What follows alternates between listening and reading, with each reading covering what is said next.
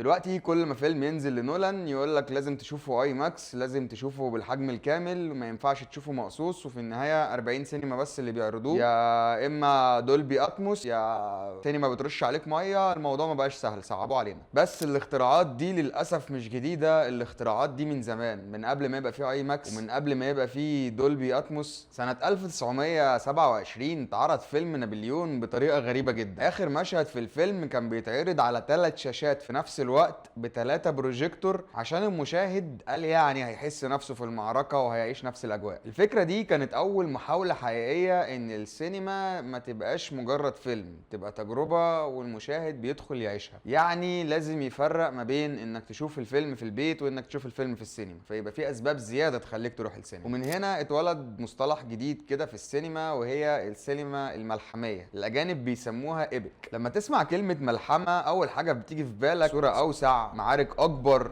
ضخامه، وقصص بتفضل عايشة مع الناس سنين. لكن الغريب ان السينما بقالها اكتر من 100 سنة بتحاول توصلك للاحساس ده. بس الحقيقة ان اصل الحكاية كان اقدم من السينما بكتير. قبل اختراع الكاميرا بحوالي 2700 سنة كده كان في شاعر يوناني اسمه هوميروس. هوميروس ده كان بيحكي رحلة بطل اسمه اوديسيوس في ملحمة اسمها الاوديسا. من وقتها وكلمة ملحمة بقت بتتقال على القصص اللي بتحكي رحلات ابطال ورحلات بتغير مصاير شعوب كاملة. بعدها بقرون ظهر فيلسوف يوناني اسمه ارسطو، وارسطو وصف الملحمة بان هي لازم تكون وراها قصة عظيمة وليها مساحة زمنية وفيها مواضيع تسمح للعالم اللي بتحكي القصة فيه ان هو يتنفس ويبقى اوسع. ولما السينما اتولدت ما خدتش القصص دي بس وحكتها لك، هي حولتها لصوت وصورة بيخلوك عاجز وشايف نفسك قد ايه صغير قدام العالم اللي انت شايفه على الشاشة. وعلشان كده الناس بتخلط بين نوعين مختلفين من الافلام. النوع الاول الفيلم الجماهيري، واما النوع الثاني هو الملحمة السينمائية. وعلشان ابسطها عليك، الفيلم الجماهيري بيكون هدفه انه يجيب اكبر عدد ممكن من المشاهدين ويحقق ايرادات ضخمة، وغالبا بيكون اعتماده في الاساس على الاكشن، مؤثرات بصرية، نجوم معروفة، ايقاع سريع عشان يخلي المشاهد خارج مستمتع. اما النوع الثاني فهو الملحمة السينمائية، وده مش مجرد فيلم بيكون ميزانيته كبيرة وخلاص، ده فيلم بيحاول يعيش لاطول فترة زمنية ممكنة. قصته غالبا بتكون موجودة من سنين او اجيال، واحيانا بيكون اغلب الناس عارفينها. شخصياته بتكون معقدة، والعالم اللي بيتخلق فيه القصة دي بيكون عالم واسع جدا. كل عنصر من عناصر انتاج الفيلم ده سواء موسيقى او مشاهد او اضاءة بتكون معمولة بشكل استثنائي علشان تحسسك قد ايه انت قدام عمل ضخم. الاغلب الملحمة السينمائية دي ما بيكونش ليها فورمولا جاهزة كده تنفذها وخلاص، بالعكس هي دايما بتفرض قواعد جديدة وبتجبر التكنولوجيا انها تتطور علشان تحقق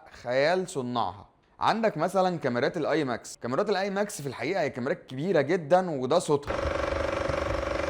نولان اكبر صناع الاي ماكس ان هم يعملوا له تقنيه مخصوص تقلل الصوت اللي بيطلع عشان يقدر ياخد بيها كلوز ابس في فيلم ذا اوديسي، واللي بالمناسبة الحلقة اللي قبل دي كانت بتتكلم عنه. فدايما وقت صناعة اي عمل استثنائي لو التكنولوجيا مش هتساعدك فبتضطر انك تخلق تكنولوجيا جديدة، وده حصل اكتر من مرة في تاريخ السينما. عندك مثلا فيلم ذا لورد اوف ذا رينجز. المخرج بيتر جاكسون كان محتاج يعمل معارك يكون فيها الاف الجنود بس يكون بشكل غير تقليدي. التكنولوجيا وقتها ما كانتش قادرة تعمل ده بشكل واقعي، فشركة ويتا ديجيتال اخترعت له برنامج جديد يقدر يخلي كل جندي من الجنود ليه شخصية مستقلة وبيحارب بطريقة مختلفة عن الجنود اللي حواليه، وده غير شكل المعارك في السينما للأبد. بعدها بسنين جيمس كاميرون رفض انه يكتفي بأي تقنية كانت موجودة وهو بيخلق عالم افاتار، فقعد سنين بيطور في تقنياته وكاميرات جديدة علشان ياخد بيها اداء الممثلين والحركات ال 3 دي، والنتيجة كانت ثورة صناعية في المؤثرات البصرية بالكامل. ولما نولان قرر يستخدم كاميرات الاي ماكس، هي الكاميرات دي مش معمولة عشان تصور افلام روائية، الكاميرات دي كبيره وضخمه ومزعجه، فاضطروا برضه يطوروها علشان تحقق الرؤيه اللي هو عايز يوصل لها. وهو ده بقى الفرق الحقيقي بين الافلام الموسميه او الافلام اللي عايزه تحقق ايرادات وخلاص، وافلام ملحميه معموله علشان تعيش. يعني الفيلم بيستخدم احدث حاجه وصلوا لها دلوقتي كتكنولوجيا، لكن وانت بتعمل ملحمه فانت بتبتكر تكنولوجيا جديده يبدا الناس يستخدموها من بعدك، وغالبا ده السبب اللي بيوصل المخرجين للاوسكار. والتطور التقني ده مش جديد على السينما. يعني سنة 1927 في مخرج فرنسي كان بيعمل فيلم عن نابليون،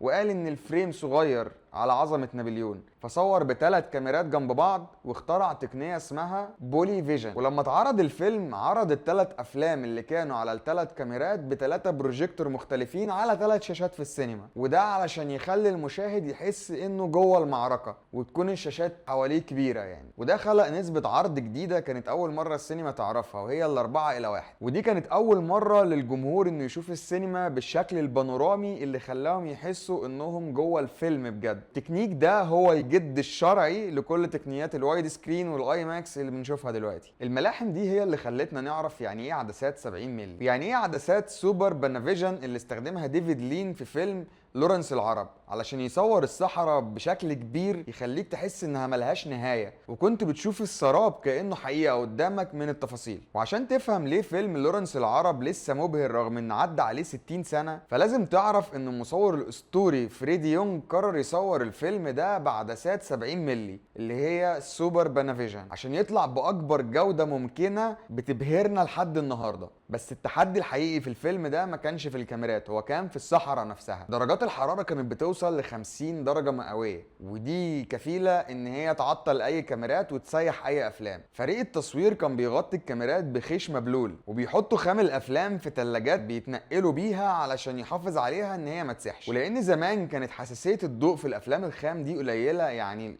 الايزو بتاع الكاميرا كان بيبقى على 100، لان الايزو كان بيبقى مرتبط بالفيلم، فكنت بتجيب الفيلم ايزو 100 هو ما بيتغيرش. كانوا مضطرين يستخدموا عواكس ضخمة وكشافات عملاقة عشان يقدروا ينوروا الاماكن اللي فيها ظلال ويحافظوا على التفاصيل بتاعة المشهد. واللي زود المشكلة دي ان فريدي يونغ كان بيحب يستخدم عدسات كاميرا ضيقة عشان ياخد بعد كبير في الفوكس، فكان يجيب الشخص والجبال اللي وراه على بعد كيلوهات في نفس الحدة بنفس الشاربنس اللي موجود، كانش بتبقى الخلفية بتاعته اوت فوكس، كان بيجيبها معاه في الفريم. والنتيجة صورة لحد النهاردة بتحسسك بحجم الصحراء وبحرارة الرملة وبقد ايه الانسان صغير قدام الطبيعة. وده السبب الحقيقي اللي مخلي الفيلم لحد النهاردة شكله غالي ومصروف عليه رغم انه متصور من سنة 1962.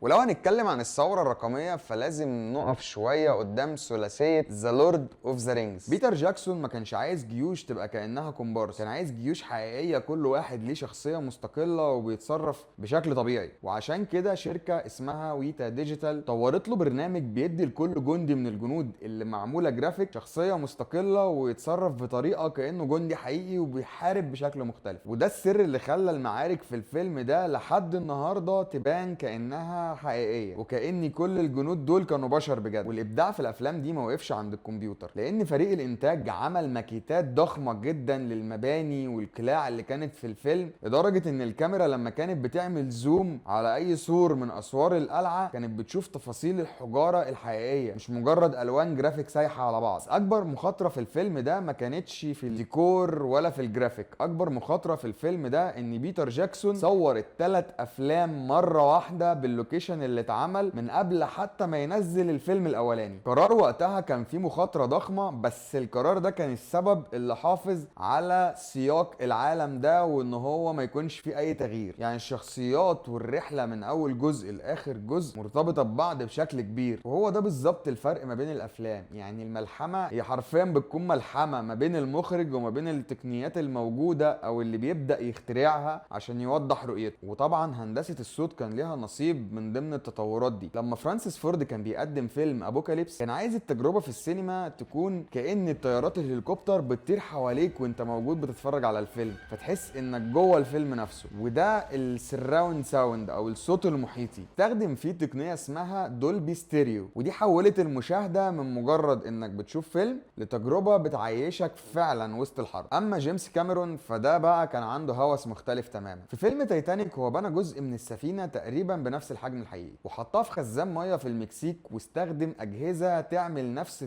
الحركه بتاعه الميه علشان يحاكي مشاهد الغرق ويحسسك انها حقيقيه، وفي نفس الوقت ركز على قصه الحب اللي كانت في المشهد علشان تحسسك بالمأساة. اما كريستوفر نولان فمعركته دلوقتي في انه يحافظ على هيبه حجم شاشه السينما، بدأها بفيلم اوبنهايمر وبيكملها معانا بفيلم ذا اوديسي. اصر في الافلام دي على التصوير بكاميرات 70 مللي الحقيقيه بالحجم الحقيقي الحقيقي، لانه كان مؤمن ان الافلام دي لازم تتشاف على شاشات عملاقة، وان حجم الصورة نفسه لازم يكون جزء من التجربة مش بس وسيلة للعرض. بس من ناحية تانية لازم نفهم ان الضخامة لوحدها مش بتخلق ملحمة، يعني من الاخر كده هي مش بالمعدات، لان الملحمة الحقيقية هي انك تقدر توازن ما بين الكادرات الواسعة والمشاعر الضيقة اللي جوه الشخصيات. كان ديفيد لين دايما بيقول ان سر من اسرار الافلام اللي بتعيش سنين هو التركيز على التفاصيل الصغيرة، نظرة عين لورنس العرب او لحظات التردد اللي كان بيبقى فيها اوديسيوس، لان الفيلم لو مفيهوش قلب انساني ومشاعر فهو بيبقى مجرد استعراض عضلات تقني مش اكتر. فالعبقرية الحقيقية هي انك تستخدم ال70 مللي والاي اي والامكانيات اللي موجودة دلوقتي في انك تحكي قصة انسان بيتحدى قدره. وده اللي بيخلينا لحد النهاردة بننبهر باكيرا كوروساو وازاي كان بيحرك الجيوش فران، واستخدامه للالوان كأداة درامية يحكي بيها القصة، وادى لكل جيش لون احمر اصفر ازرق، تحس انه كان قدامه لوحة وقاعد بيرسم فيها عشان يحكي لك عن الفوضى ويوريك جمال في نفس الوقت،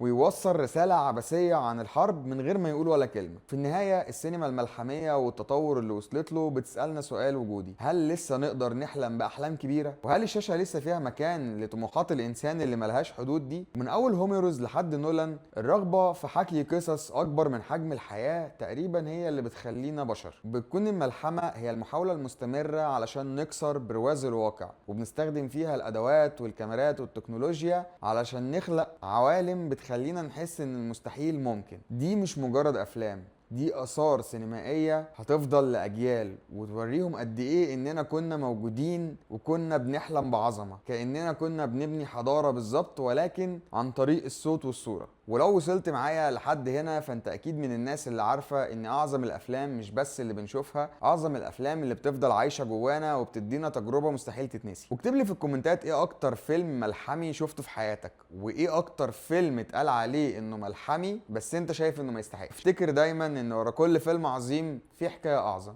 اشوفكم الحلقة الجاية، سلام.